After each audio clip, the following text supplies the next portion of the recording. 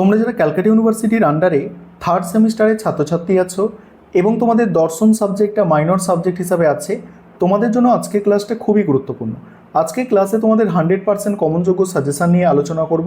তবে কেবলমাত্র সাজেশান নয়, আজকে ক্লাসে তোমরা সাজেশান প্লাস অ্যান্সারও পেয়ে যাবে।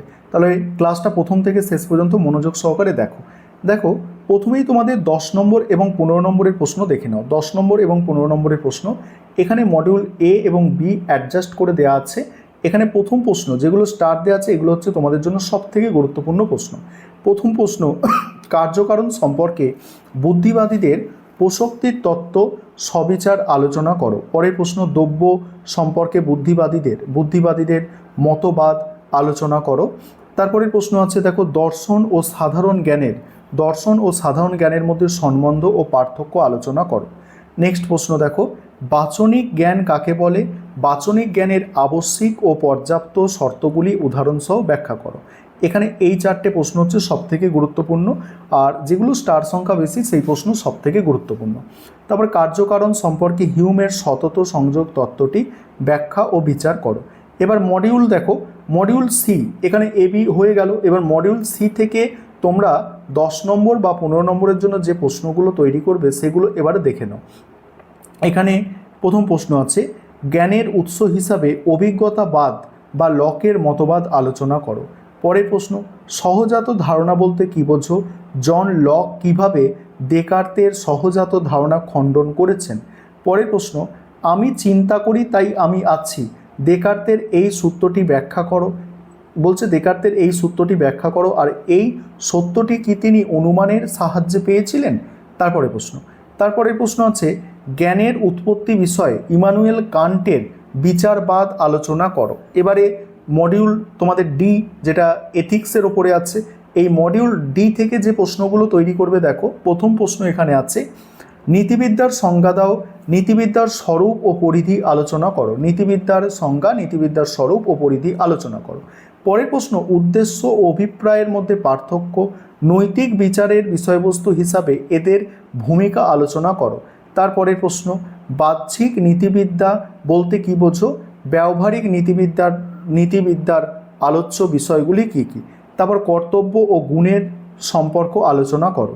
এবার 5 নম্বরের প্রশ্ন দেখো, 5 নম্বরের প্রশ্ন মডিউল এ এবং মডিউল বি থেকে 5 নম্বরের প্রশ্ন যেগুলো করতে হবে দেখো, এখানে প্রথম প্রশ্ন আছে, অধিবিদ্যা ও দর্শনের সম্পর্ক সংক্ষেপে লেখো। পরের প্রশ্ন আছে, কার্য ও কারণের মধ্যে আবশ্যিক শর্ত এবং পর্যাপ্ত শর্ত, এদের পার্থক্য উদাহরণসহ লেখো। তারপরের প্রশ্ন আছে, কার্য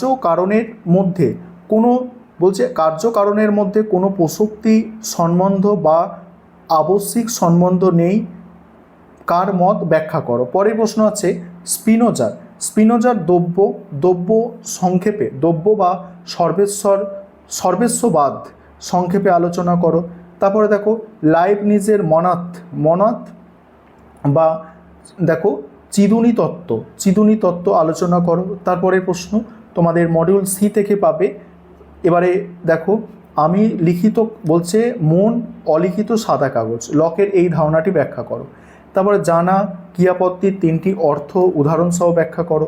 তারপরে সরল অর্থে জানা এবং দুর্বল অর্থে জানার মধ্যে পার্থক্য, দেকার্তের মতে ধারণা কয় প্রকার ও কী কী, কান্টের মতে বিশ্লেষক ও সংশ্লেষক বচনের মধ্যে পার্থক্য করো।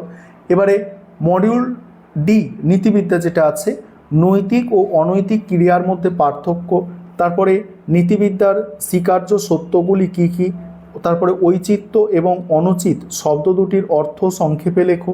নেক্সট হচ্ছে নিকেন্দ্রিক এবং অনিকেন্দ্রিক নীতিবিদ্যার মূল পার্থক্য।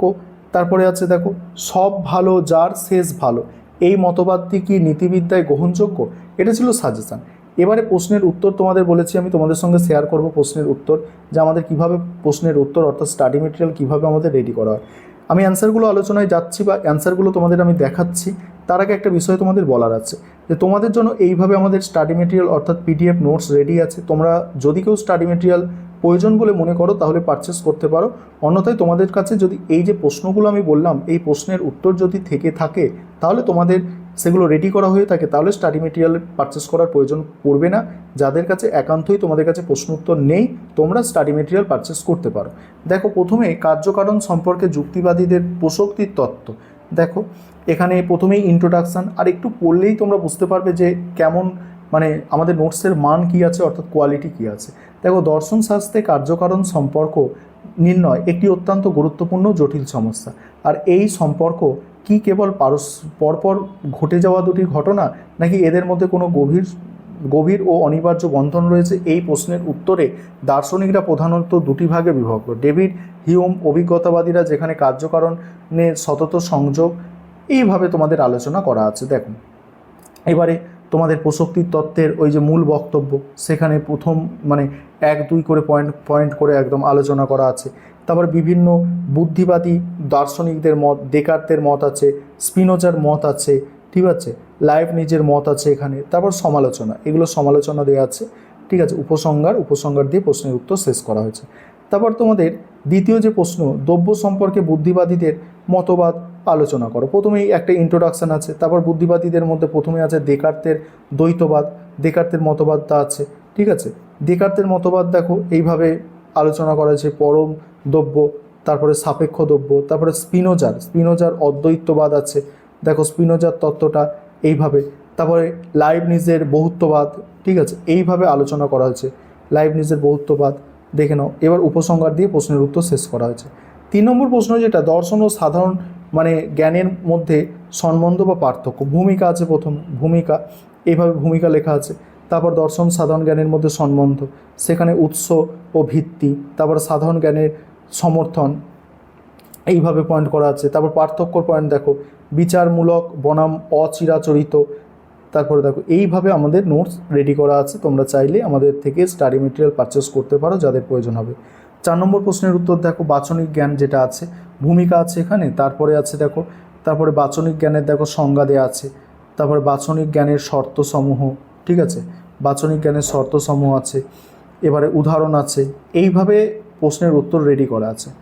তোমাদের সঙ্গে বেশ কয়েকটা প্রশ্নের উত্তর আমি শেয়ার করে নিলাম, যে পুরো মডিউল 1টা তোমাদের সঙ্গে আজকে আমি শেয়ার করে নিয়েছি। Module A R beta, module A B তোমাদের সঙ্গে আমি শেয়ার করে নিয়েছি, মডিউল এ বি। এবার মডিউল সিটা পরবর্তীকালে কখনো আলোচনা করব।